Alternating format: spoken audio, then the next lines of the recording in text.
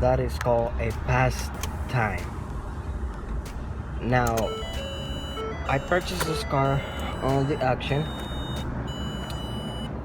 Probably, uh, I don't know. I guess they forgot because they should have removed it before they have sold it.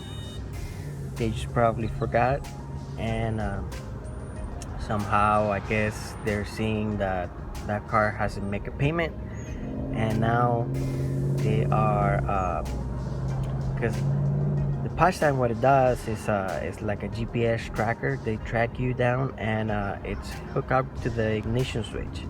Now when they shut that off, now you're not going to be able to start the engine. Now they do that in order if you don't make a payment, so you have to call them and make a payment, or they just go and repossess your car. So I guess I'm gonna have to remove it.